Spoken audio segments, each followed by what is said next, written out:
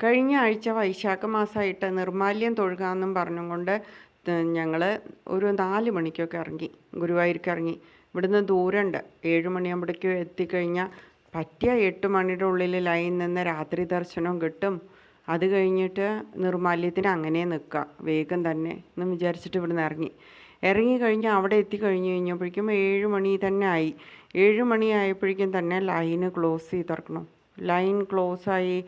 നിർമ്മാല്യത്തിനുള്ള ആൾ നിൽക്കാൻ തുടങ്ങിയിരിക്കണം. വൈശാഖ മാസമായ കാരണം ഭയങ്കര തിരക്ക്. നിർമ്മാല്യത്തിനുള്ള ആൾ ലൈനിൽ നിൽക്കാൻ തുടങ്ങി. അപ്പോൾ മനസ്സ് വല്ലാണ്ട് വിഷമിച്ചു. നിർമ്മാല്യം തൊഴുകാമെന്നും പറഞ്ഞ് ഇറങ്ങി. തലേദിവസം ഒന്ന് തൊഴുകാൻ പറ്റുമെന്നൊക്കെ വിചാരിച്ചുകൊണ്ട് ഇത്രയും നേരത്തെ ഇറങ്ങിയിട്ട് അവിടെ ചെന്ന് നോക്കുമ്പോൾ ഇറങ്ങിയത് ലേറ്റ് ആയില്ലോ ഭഗവാനെ, 3 മണിക്ക് ഇറങ്ങായിരുന്നു എന്നൊക്കെ ഇങ്ങനെ വിചാരിച്ച് കുറേ ഹരേ രാമ രാമ രാമ ഹരേ ഹരേ ഹരേ കൃഷ്ണ കൃഷ്ണ കൃഷ്ണ ഹരേ ഹരേ എന്നും ഓം നമോ ഭഗവതേ വാസുദേവായ എന്നും പറഞ്ഞങ്ങനെ എങ്ങനെയൊക്കെ പ്രാർത്ഥിച്ചാലാ ഭഗവാനെ ഒരു ദർശനം കിട്ടുക എന്നും വിചാരിച്ച് ഇങ്ങനെ നടക്കുമായിരുന്നു. നടക്കുന്ന സമയത്ത് ഇനി എന്ത് ചെയ്യുന്ന ഇങ്ങനെ വിചാരിച്ച് അവിടെ നിന്ന് കഴിഞ്ഞപ്പോൾ എന്തായാലും ഒരു റൂം അടുത്ത് തന്നെ ഒരു റൂം എടുത്ത് അതിൽ സാധനങ്ങളെല്ലാം വെച്ച് നമുക്ക് എന്തായാലും നിർമ്മാല്യവും പറ്റില്ല, രാത്രി തൊഴുകാനും പറ്റില്ല. അപ്പോൾ ഇനി മെല്ലെ തന്നെ തൊഴുകാമെന്നും കരുതി നേരെ ഭഗവതിയുടെ അതിൽ കൂടെ അമ്പലത്തിൻ്റെ ഉള്ളിലേക്ക് കയറി. ശീവേലിയെങ്കിലും തൊഴുക വിചാരിച്ചിട്ട് ശീവേലി കണ്ട് തൊഴുത് തൃപ്പുക സേവിച്ചതിന് ശേഷം വന്നിട്ട് കുളിയൊക്കെ കഴിഞ്ഞ് ലൈനിൽ നിൽക്കാം. എന്നിട്ട് എപ്പോഴാണ് കാണാൻ പറ്റണമെന്ന് വെച്ചാൽ അപ്പോൾ കാണാമെന്നും കരുതി ഇങ്ങനെ ഉള്ളിലേക്ക് കയറി, ഭഗവാന്റെ അടുത്തേക്ക് കയറി. അവിടെ ഇങ്ങനെ നിൽക്കുന്ന സമയത്ത് മനസ്സിങ്ങനെ വിഷമമായി. ഒരു നോക്ക് കാണാൻ പറ്റിയില്ലല്ലോ രാത്രി ഭഗവാനേന്ന് ഇങ്ങനെ വിചാരിച്ചിരിക്കുന്ന സമയത്ത് ഒരു സ്ത്രീ ഇങ്ങനെ ഭഗവാന്റെ അവിടെ ചാരി ഇങ്ങനെ ഇരിക്കേണ്ടായിരുന്നു. ആ സമയത്ത് ആ സ്ത്രീ ആയിരുന്നു എനിക്ക് ഭഗവാന്റെ ഇതിൽ വന്നത്, ഭഗവാന്റെ രൂപത്തിൽ വന്നത്. എന്താ കാരണം വെച്ചാൽ ആ സ്ത്രീയുടെ അടുത്ത് ഞാൻ പറഞ്ഞു തൊഴുകാൻ പറ്റിയില്ല വന്നത്.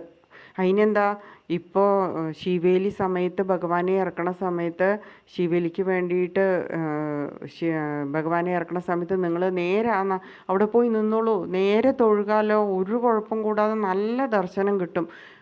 ഇത് പറഞ്ഞില്ല, ഞാനൊരു ഓട്ടോ ഓടിയത് എങ്ങനെയെന്ന് എനിക്ക് തന്നെ അറിയില്ല. ഓടി വേഗം ആ കൊടിമരത്തിൻ്റെ ചോട്ടിൽ പോയി നിന്നു.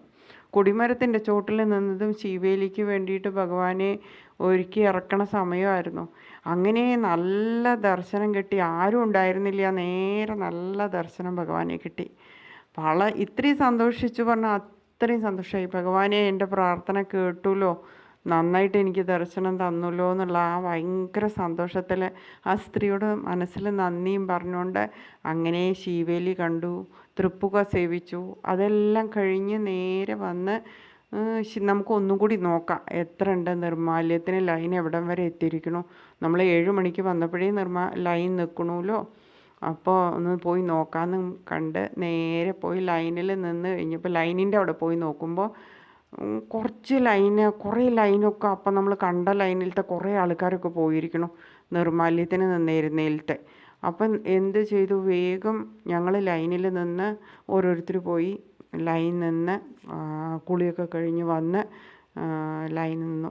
അങ്ങനെ ഫുൾ 11 മണിയായിരിക്കുന്നു. തൃപ്പുക കഴിഞ്ഞപ്പോഴേക്കും 11 മണിയായി. വന്ന ലൈനിൽ നിന്ന്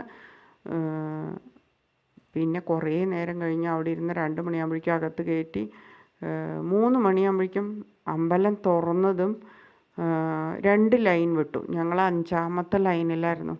അപ്പം ഇങ്ങനെ മനസ്സ് വിചാരിച്ചു നിർമ്മാല്യം കാണാൻ പറ്റുമോ, 2 ലൈനല്ലേ കയറ്റി വിട്ടിട്ടുള്ളൂ എന്നിങ്ങനെ വിചാരിച്ചു. പിന്നെ 3, 4, 5 ലൈനുകൾ ഒപ്പം അങ്ങോട്ട് തുറന്നു വിട്ടു. അങ്ങനെ ഗുരുവായൂരപ്പൻ്റെ നിർമ്മാല്യവും കണ്ടു തൊഴുതു. നമ്മൾ മനസ്സിൽ കൃഷ്ണ ഗുരുവായൂരപ്പ എന്ന് പറഞ്ഞ് അതിയായിട്ട് മോഹിച്ചിട്ടുണ്ടെങ്കിൽ ഭഗവാൻ അത് നടത്തി തരുന്ന ചെയ്യുമെന്ന് മനസ്സാൽ ഭഗവാനെ പ്രാർത്ഥിച്ചുകൊണ്ട് തിരിച്ചു പോന്നു. അത് വല്ലാത്തൊരനുഭവമായിരുന്നു.